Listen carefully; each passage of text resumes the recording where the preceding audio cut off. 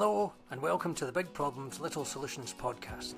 I'm your host, Barry Scott, and I'm a copywriter, marketer and environmentalist. I love the outdoors, grew up watching David Attenborough and wanted to be like Jane Goodall when I was older. There's still time, but right now I'm fortunate enough to work with lots of very smart people who are trying to make the world a better place in lots of different ways. The goal of this podcast is to shine a light on all of the little solutions out there to a lot of the big problems we're facing. Today I'd like to welcome Dr. Florence to the podcast. Florence is a neuroscientist who studied in Paris, Copenhagen, Marseille, Oxford and Queensland before moving to Sydney and setting up her own business specialising in the prevention of burnout. Along the way she also became an endurance athlete, cycled from Darwin to Adelaide and also established the not-for-profit, enabling researchers to collaborate and solve real-world problems. Now, there's a lot of very interesting things going on in there, so my first question is kind of, well, was all of that planned, or did it all just kind of fall into place? First, thank you very much for having me in your podcast. Definitely excited to share everything that I do and encourage people to take care of themselves so that they can accomplish wonderful things, go the distance, and not burn out. For me, the only thing that was planned was neuroscience. I was a weird child. I was about 8 years old when I decided I wanted to understand the brain and help people with their mental health. And that's really the one thing that has been directing my whole life, I would say. So the PhD in neuroscience was something I had been planning for a long time and that I absolutely loved. Everything else was kind of consequences, I would say, or maybe self-exploration. So I like endurance. I like cycling. I like running. I like triathlon, but I like it in the extra large, ultra versions. I like the long distances. And yeah, because there's something that I didn't mention at the beginning there as well. Like you cycled across Australia, didn't you, or up and down? North to south of Australia and north to south of South America, which was much longer. 12,000 kilometers from Quito to Ushuaia. Right. Oh, I thought it was in Australia. So yes. Goes. Right. Okay. This is actually a really funny story because. So as we mentioned, I studied neuroscience and I went to work at the University of Copenhagen in Denmark. And this is a land of bicycles, especially at the time, it was about 15 years ago. Paris didn't have any bicycles. You had to be like mentally sick to want to cycle in Paris, considering traffic. So I was a child who never learned cycling. But when I moved to Denmark for work, you cannot have a life in Copenhagen if you don't cycle. You cannot have friends, you cannot date, you cannot even go out with colleagues, you cannot do anything. So I had to learn. And I think for me, people who were cycling were heroes. And when I managed to cycle, it kind of unlocked something within me. And I just thought, wait a minute, if I can do that, what else can I do? And I really wanted to kind of just prove to myself that I could really do it. That I had really learned. So this is how I ended up cycling 12,000 kilometers through the Andes from Quito to Ushuaia with my ex-partner, sleeping in the wild, just a way to make a statement that I had learned. And I had it kind of became my own hero through that journey. Well, it's you like cycling and then you decide to go and cycle that sort of distance. That's kind of that's not what most normal people do. That's pretty extreme and very impressive. So how did you end up bringing that part of your life? How did that fit in with your studies as a neuroscientist? Was there crossover there, or what happened with that part of it? So as I was cycling, I put neuroscience aside, but I was definitely everybody that met me in the desert and was asking what I was doing there, saying, oh, but as soon as I'm done and I reach Ushuaia, I'm going to study this and that and that. And I was really, really hooked onto neuroscience, and so hooked that I really kind of like pushed myself to a point where I burnt out really badly. And I had no idea what burnout was. I had heard about it in academia, of course. At the time, you heard the word, but I was never really interested and never got interested into it. But then, of course, when you don't feel well and you don't find any solution to feel better, you you go back to what you know best. And for me, that was science. Mm, And I really fell in love with the scientific aspects of burnout. There's lots of really interesting things to understand for a nerd, but also wonderful things to develop for someone who wants to help people. mm. And it was a really a blessing in disguise to get a burnout because I really found the type of project that I had been wanting and dreaming to tackle as a child. And Mm. that's when I decided to step away from what I was doing that was really based on like understanding tiny neurons and very specific types of neurons to really understanding more people, I would say, and how our brain works, does wonders, can make us sick. And that's when I got the idea of developing a business, because I think when you want to do something really different, and not just follow the path of what already exists, that's the way. And the reason this is kind of the reason that you're here. So I work quite a lot in the sort of environmental space and the climate space, and a lot of people in this particular area, I think, suffer from burnout. I don't know whether it's more or less than those who work in high corporate, in the corporate world, but it's definitely an area where burnout happens. Mhm. And you've developed an approach to help people avoid burnout. Is that right? Would you be able to share any bits and pieces of that with us? And can you tell us how you came to that? Was that part of your exploration that you've just sort of Yeah, described right there? it started really with me facing a lot of professionals telling me, oh, you have to rest. Oh, you have to rest. And I rested and nothing happened. And then after a year of resting, I went to see another psychologist. I said, oh, yeah, your IQ is still down. You're very slow. And I was still completely exhausted. Sometimes it was really hard just to sit. So I was really not finding any solutions. I realized I was aware that my memory was not the same. I was aware that I couldn't think the same way, that I couldn't work as much as I used to, etc., etc. Mm, So I really turned towards the science. And for me, it was obvious really quickly that there are lots of programs in place.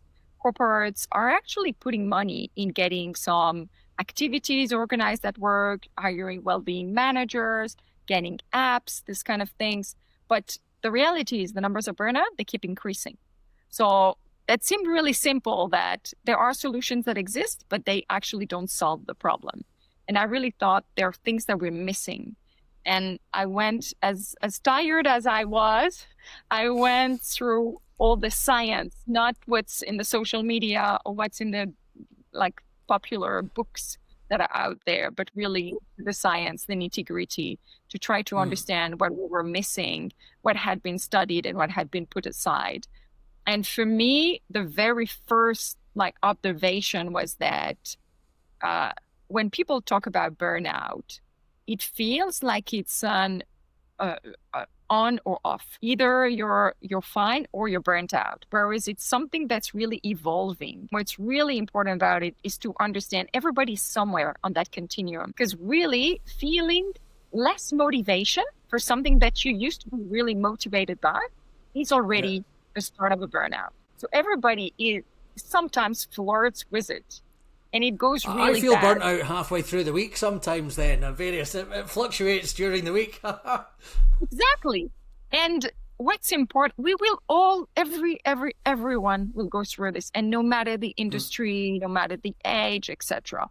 So we need to know, we need to educate ourselves and start recognizing what triggers it and be able to then step back from some situations or realign. For me, what was really important was to make burnout a bit more simple so that people can start making sense of it. And I've developed a model that really encompasses all the stages of burnout, but categorizes things as triggers or accelerators. And from that's a lot easier to understand what to do first. Because also, when when people start realizing they're burnt out, or they are told that they're burnt out, they are inundated with advice. Oh, you have to do this, and you have to do that, and you have to do that. But also, when you're overwhelmed, this doesn't help. It only makes you even more overwhelmed. Yeah, So because you're not very good at making decisions at that point in time anyway. So, yeah. exactly. And just too many advice. What are you going to do with it when you can't manage just a simple task in your life? So the method I've developed really helps people understand where they are at and then do things by sequence, one step at a time, to take yourself to another place where you can take another thing. And really, the method evolves, the plan evolves with the science that you have. And you really relearn to understand what's going on within yourself and understand what is an accelerator and what is a trigger. Is it kind of a universal framework, but for each person, it's obviously slightly different depending on what their triggers and such like are? Is that exactly? Yeah. The framework is universal, and as you work your way through the framework, you understand what is the right step for you at that time. And so, do you teach this on an individual basis, or do you go to organizations and you say, right, we'll do a seminar with 30 people, or what? How does it work? I do both. Right, I do okay. both. I do find, like everything, when you come and you present something big to people, everybody's super interested. It resonates with everyone. You see people like pointing somewhere on the slide, and this is where they think they're at. and people taking And you usually know because all the phones come up like that to take a picture, well, probably. absolutely. And people come to me and say, "Oh, I have such a long list of friends that need to see this." But the reality is, it is super hard to implement change in your life. And there are tons of reasons that the numbers of burnout are that big. It's because it's really, really easy in this super fast-paced life that we all have to just forget about small things. And for that, it's even harder to implement change and just like stick to change. So I find that one-on-one sessions or a series of sessions are a lot more impactful to help people than just a big presentation. And did you find, in your experience, you were working on this before COVID, and what was your experience? I mean, our workplaces are more attentive and attuned to burnout and mental health issues and wellness now than they were before COVID. But have you noticed a difference, the before and the after? Yeah, that's a really good question regarding burnout, because I think people have been focused on mental health a lot more. And people have suffered from all the lockdowns and the isolation of COVID, and also just change. Even positive change can be difficult to manage for some people. And there is, I think, a lot of confusion of people thinking that they're burnt out, whereas they're just suffering from other things. So in overall, I can see that there are more people who are aware that their situation is not healthy. I wouldn't say that it's necessarily more the burnout that has exploded. I think in the contrary, more and more people are refusing to accept situations that are not good for them. Right. Okay. And actually, that just on that point as well, do you find that? I mean, we've kind of been talking, and I've been sort of thinking here about corporate burnout from working too hard. But is there another kind of burnout that you see? Is there other sort of things that people can just, I've had enough of, and they burn out from that? Like talking about change as we were there, you can be burning out from the state of the world and AI and this. It's too much uncertainty, and it's larger than just what you're doing at work. What's your experience in that department? Workload is not the issue. Right. That's my first message. Okay. Companies who keep saying, "Oh, we are going to reduce workload and then we're going to solve burnout," or people who think I have too much on my pile and this is the issue. workload is not the issue. Workload is not the trigger in burnout. Workload is a trigger when you were told you are going to have that much work to do and it's going to take you from 9 to 5. And then you're actually given something that corresponds from working from 9 to 10. What is different is not the workload itself that triggers the burnout. It's the misalignment between the expectation and the reality. And we know that because you can take 2 groups of people and one will be told you're going to have a workload that's going to correspond to working from 9 to 10. And they say yes to that and they go through this and they're fine. And then other people who have the exact same workload, but were told you're at 5 p.m. you will be done. And they have this excessive workload that does not correspond to the expectation. And then they burn out. Burnout is a misalignment. And the misalignment can come from expectations. It can also come most of the time from values or from pushing towards something that you don't care about, you didn't care about in the first place. So I'll take an example. Something that I think is super interesting for medical doctors, let's say surgeons. Surgeons were found to burn out at a really, really excessive rate. And to try to do something about this, through discussions, it was shown that they felt they had studied medicine because they cared about their patients, and they were hoping to get some kind of contact with patients to get this sense that they're actually helping human beings. And through surgery, intellectually, they know they help because they can see the statistics, they can read the files afterwards, etc. But they don't get the human contact because basically they're anesthetized when their patients are anesthetized when they're on the surgery room. So what was done was teaching surgeons to communicate to patients and making sure that surgeons would spend a little bit more time with their patients, discussing the surgery before and after. They haven't changed anything to their workload, but this reduced burnout by 30% because surgeons just started... That's quite significant. Yeah, absolutely. Because they started feeling that what they had signed up for was actually happening. Finally, there are lots of medical doctors who feel they are not helping. And this is not the workload that kills them. This is really this misalignment. So that's one of the big messages is that there are a lot of misinformation about burnout. And I don't mean to say, let's just increase workload and make people work more. That's not, there is a fine line in what I think it comes down to what do you judge as reasonable? You know, if it's reasonable for me to work from 9 in the morning to 10 at night, well, I would only accept that as being reasonable if I'm being reasonably compensated.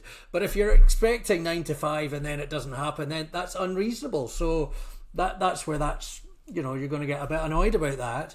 Actually, I heard this thing a while ago about, I think, is it vets have the highest rates of depression because they become a vet because they love animals, and then they spend an awful lot of their time actually putting animals down and all of that sort of stuff. So it becomes actually a terribly depressing thing to do. Exactly. But one of the things that you mentioned was about values and misalignment of values.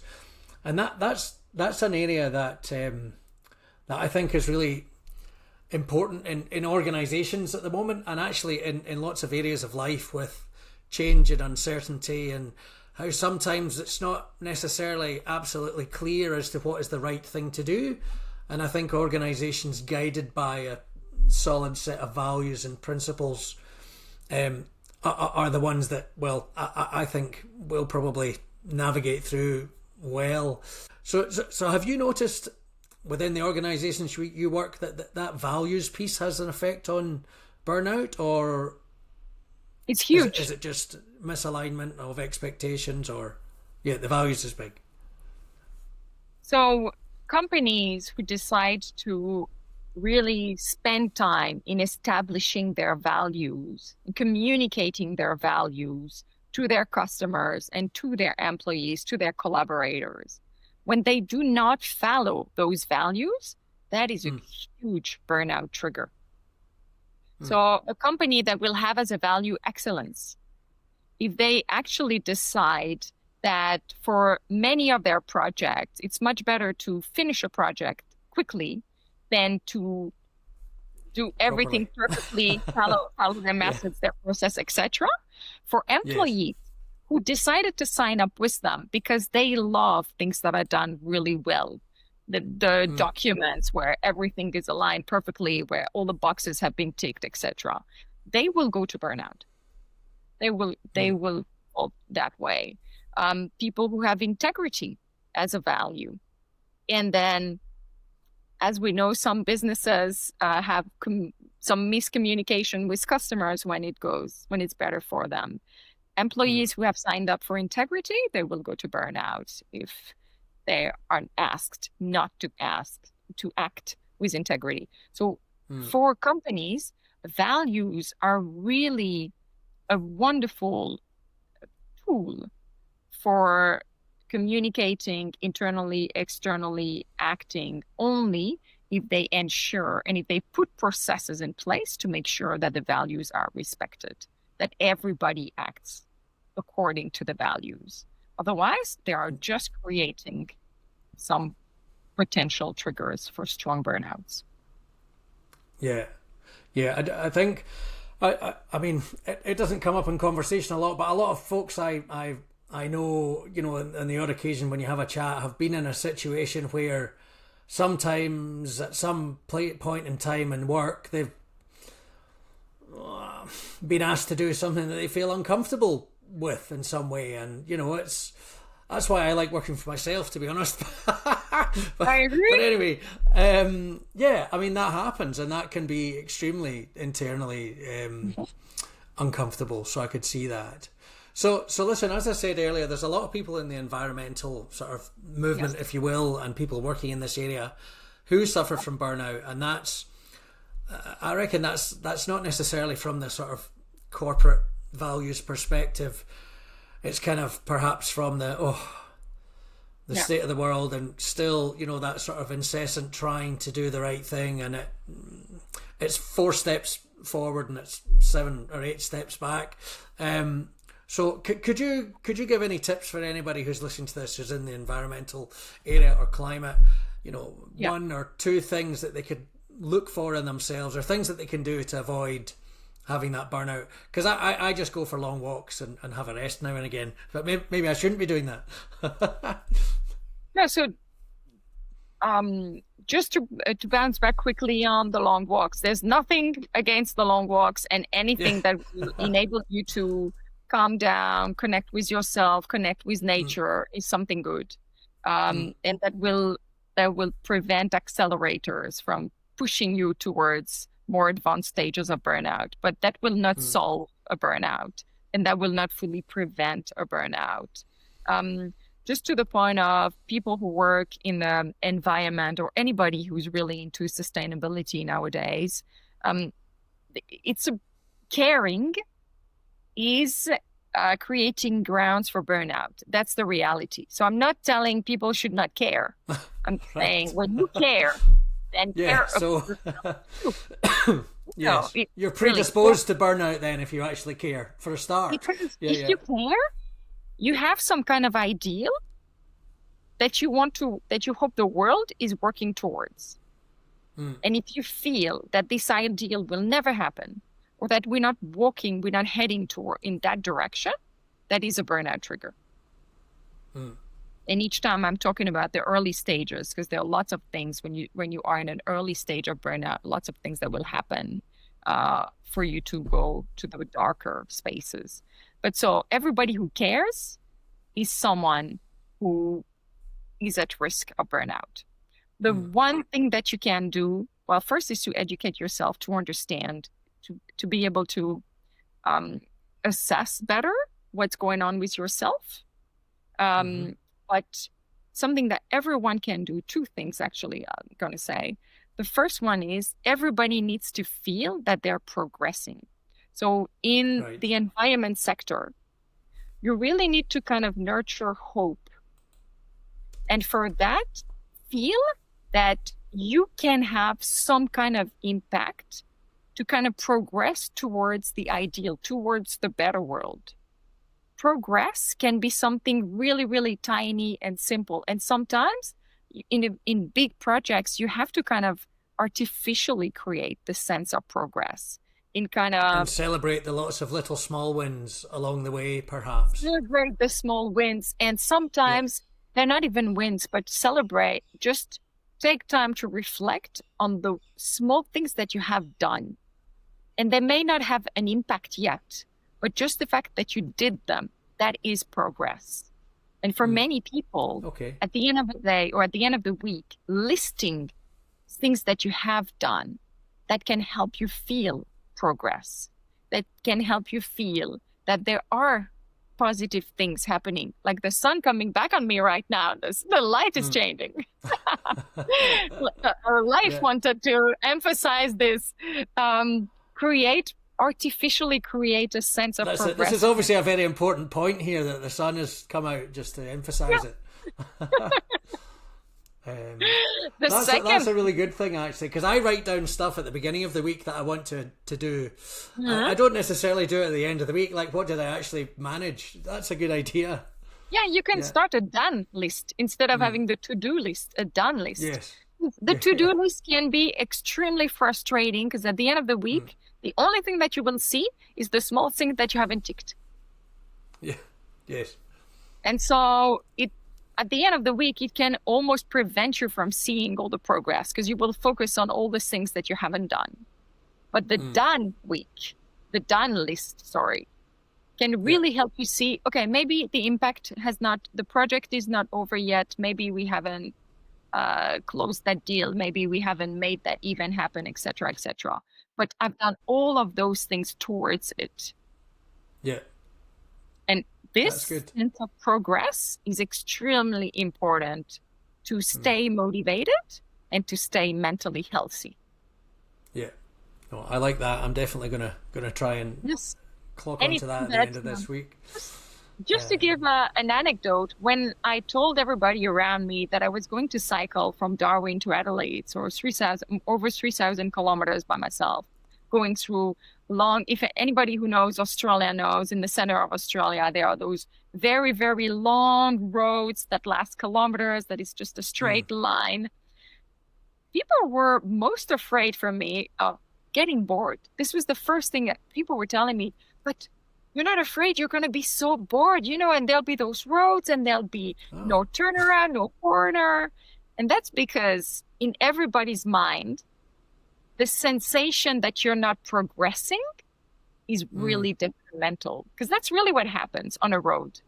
That's a misalignment with expectation. When the road is extremely long and you feel that landscape is not changing around you, you feel you're pedaling, or you're driving. Anybody can feel that in a car or a motorbike as well. Yes. You're just going ahead, but you feel you're not getting closer because you can't see. Or with an enormous bowl of spaghetti that you keep eating and it doesn't seem to get any smaller. That seems to happen to me now and again.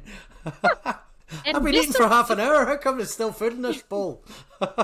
This is exactly the same thing with excessive workload.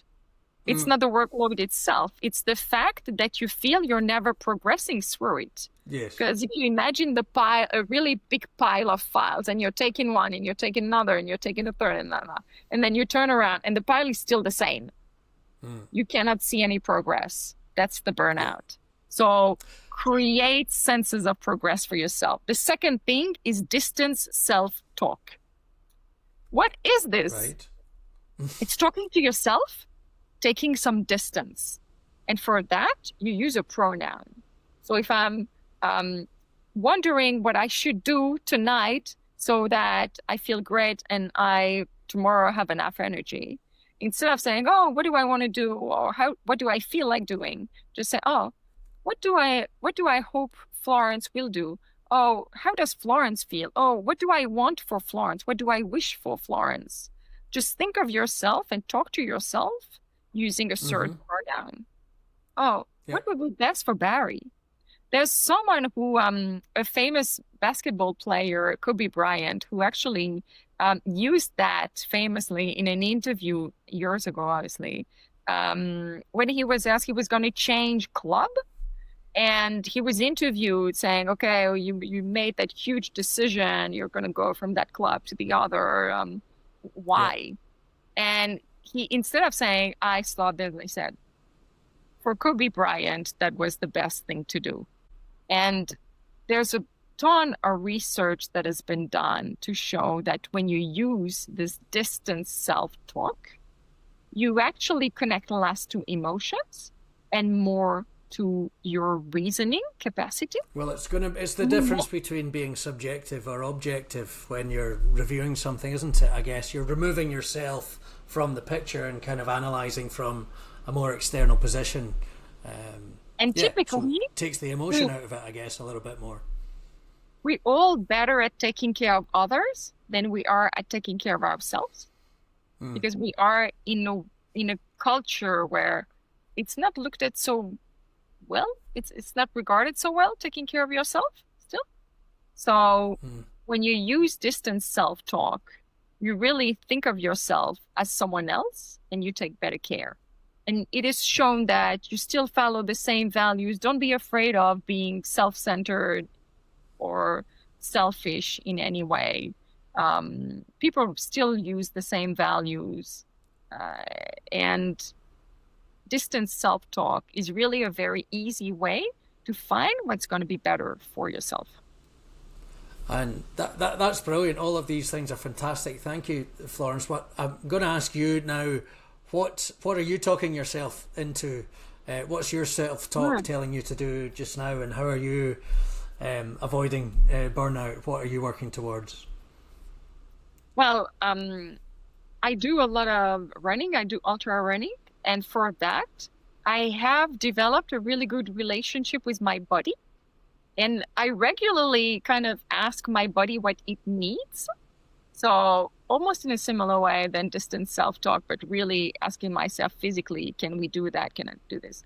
And for myself, it's really having a good relationship with my body so that I can identify when I've pushed a bit too much, when there are things that are wrong and things that I need to realign. And for ultra running, it's very important to be able to make the distinction between something that is just a little pain, discomfort that you can go through, and something that is kind of an alert, something that is telling you we need to redirect, we need to do things differently. So I nurture the connection to my body. I love the fact that I don't use an alarm to wake up in the morning. I just ask myself to wake up at specific times at night before I go to bed, and it just works.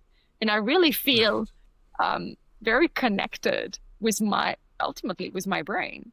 The second thing is sleep is my number one priority in life, because I've learned that if I don't sleep enough and sleep well enough, then I'm not going to function the same way. I'm not going to be the same person in the world. So what I do for myself is making sure that my body gets its sleep and gets quality sleep. And I do lots of small things, like I stop eating very early. After 5:30 p.m., I don't eat anymore. And I do have dinner. It's just I have it much earlier so that when I go to bed, I have finished the peak of digestion and my body can focus on putting me to sleep instead of focusing on digesting, because digestion takes a lot of energy. I have small rituals in that I do things in the same order before I go to bed, because then I really have this conditioning from my body that it knows, okay, now we've done this, we've done that, we've done that. Now it's time to go to bed. And it's very easy for me to fall asleep, and I have very good quality of sleep because I respect all of that. So all those small things, they're really for me to make sure that I give my body the best chances to be at its best, to do everything that I want to do in life. Yeah. Well, that's a good way of putting it. Ultimately, anything, we all want to do things, and they don't have to be big, but we all have aspirations of small things, even if it is just organizing holidays, to times with family, this, that. Everybody has things that they want to do. And without your body, it's just not going to happen. So let's start taking care of them. That's it.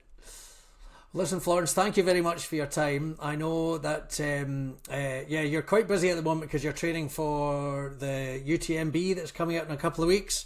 UTMB next year, and very exciting. Kosciuszko in Australia in 2 weeks. Oh, right, okay, yes. Oh, actually, my sister-in-law is doing that as well. She's doing some very long run up in Kosciuszko, that's right. Yes. So, okay, well, listen, thank you very much for your time. Best of luck in your run in a couple of weeks and in the UTMB. And I'll see you again. Thanks. Thank you very much, Barry.